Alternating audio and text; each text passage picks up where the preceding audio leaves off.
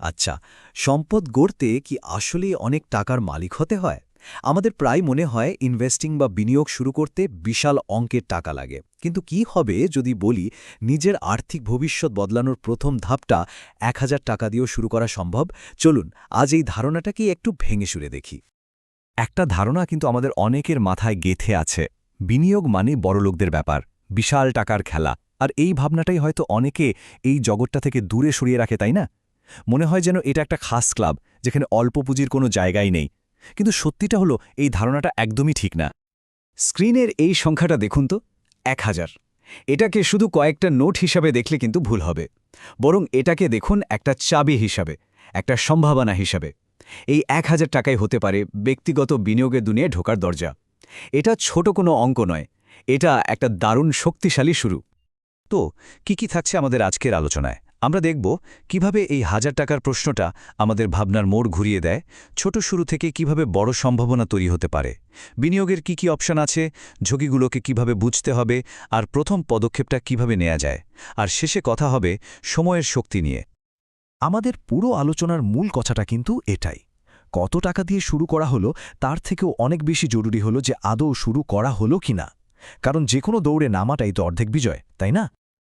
এখন সেভিংস আর ইনভেস্টিংয়ের মধ্যে পার্থক্যটা একটু বোঝা দরকার। ধরুন, সেভিংস হলো আলমারিতে বা ক্যাশ বাক্সে রেখে দেওয়ার টাকা, যেটা ইনফ্লেশন বা মুদ্রাস্ফীতির কারণে আস্তে আস্তে নিজের দাম হারাচ্ছে। আর অন্যদিকে ইনভেস্টিং হলো মাটিতে পুঁতে রাখা একটা বীজের মতো। যত্ন করলে, সময় দিলে এই বীজটা একদিন ঠিকই বড় গাছ হবে, ফল দেবে। আর এই বেড়ে ওঠার পেছনের আসল ম্যাজিকটার নাম হল কম্পাউন্ড ইন্টারেস্ট বা চক্রবৃদ্ধির সুদ। সোজা কথায়, শুধু আসল টাকার উপরেই লাভ আসছে না, লাভের উপরেও লাভ আসছে। ব্যাপারটা অনেকটা পাহাড় থেকে নামা একটা ছোট বরফের বলের মতো, যেটা গড়াতে গড়াতে একসময় বিশাল হয়ে যায়। হ্যাঁ, এটা ঠিক যে বিনিয়োগের সাথে ঝুঁকি বা রিস্ক জড়িত, কিন্তু একটু ভেবে দেখুন তো, কোনো ঝুঁকি না নেওয়াটা কি আরও বড় ঝুঁকি নয়? কারণ কিছুই না করে বসে থাকলে মুদ্রাস্ফীতি কিন্তু চুপচাপ আপনার জমানো টাকার ক্রয় ক্ষমতা কমিয়ে দিচ্ছে, আর সেটা তো একটা নিশ্চিত লোকসান। বেশ, কেন বিনিয়োগ করা উচিত সেটা তো না হয় বোঝা গেল, কিন্তু আসল প্রশ্নটা হলো কোথায়? এই ১,০০০ টাকাটা আসলে খাটানো যায় কোথায়? চলুন সেই অপশনগুলোই এবার একটু দেখে নেওয়া যাক। নতুনদের জন্য কয়েকটা জনপ্রিয় অপশন আছে, যেমন ধরুন মিউচুয়াল ফান্ড। এটাকে একটা ঝুড়ির মতো ভাবতে পারেন, যেখানে অনেকের টাকা একসাথে করে একজন এক্সপার্ট ম্যানেজার বিভিন্ন জায়গায় বিনিয়োগ করেন। এতে ঝুঁকিটা অনেক কমে যায়, তাই যারা নতুন শুরু করছেন তাদের জন্য এটা একটা দারুণ অপশন।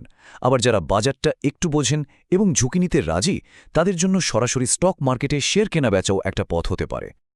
টাকা হারানোর ভয়টা খুব স্বাভাবিক একটা ব্যাপার, কিন্তু একটা কথা মাথায় গেঁথে নিতে হবে। বিনিয়োগ কোনো লটারির টিকিট না যে রাতারাতি ভাগ্য খুলে যাবে। এটা একটা লম্বা সফর, আর এই সফরে ঝুঁকি থাকবেই। আসল কাজ হলো সেই ঝুঁকিটাকে বোঝা এবং ঠান্ডা মাথায় সামলানো। আর ঝুঁকি সামলানোর সবচেয়ে পুরনো আর সবচেয়ে কাজের নিয়মটা কি জানেন? সব ডিম এক ঝুড়িতে না রাখা। বিনিয়োগের ভাষায় এটাকে বলে ডাইভার্সিফিকেশন।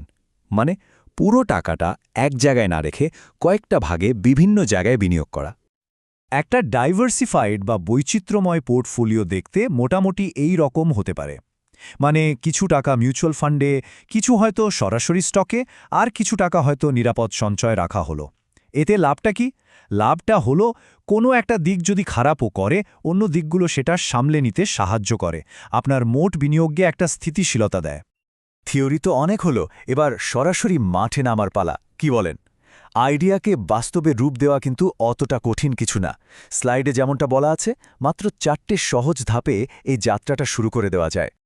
প্রথম কাজ হলো একটা ব্রোকারেজ হাউসে গিয়ে বিও অ্যাকাউন্ট খোলা। এরপর সেই অ্যাকাউন্টে টাকা জমা দিতে হবে। তৃতীয় ধাপে নিজের রিসার্চ আর ঝুঁকি নেওয়ার ক্ষমতা বুঝে ঠিক করতে হবে প্রথম বিনিয়োগটা কোথায় করা যায়। আর শেষ কাজ, পছন্দের শেয়ার বা ফান্ডটা কেনার জন্য অর্ডার দিয়ে দেওয়া। ব্যাস, পুরো প্রক্রিয়াটা এখন আগের চেয়ে অনেক অনেক সহজ।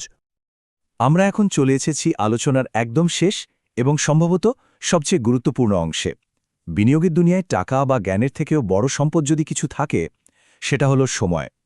যত আগে শুরু করা যাবে, সময়কে নিজের পক্ষে কাজ করানোর সুযোগও তত বেশি পাওয়া যাবে। সময়ের ক্ষমতাটা আসলে কতটা একবার ভাবুন তো।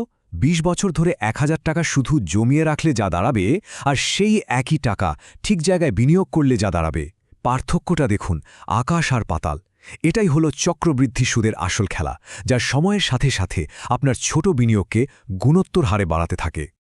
তাহলে পুরো আলোচনা থেকে মূল যে কথাগুলো মনে রাখতে হবে সেগুলো কি? ১. দেরি না করে এখনই শুরু করা, অল্প দিয়ে শুরু করা। ২. কম্পাউন্ড ইন্টারেস্টের জাদুটাকে বোঝা এবং কাজে লাগানো। ৩. নিজের জন্য যেটা সঠিক সেই বিনিয়োগের পথটা বেছে নেওয়া। আর ৪ নম্বর এবং সবচেয়ে জরুরি, ধৈর্য ধরে লেগে থাকা। যে কোনো বড় যাত্রার শুরুটা কিন্তু হয় ছোট্ট একটা পদক্ষেপ দিয়ে। আজকের এই আলোচনার পর নিজের আর্থিক ভবিষ্যৎ গড়ার পথে সেই প্রথম পদক্ষেপটা কবে নেওয়া হচ্ছে, এই প্রশ্নটাই রইল ভাবার জন্য।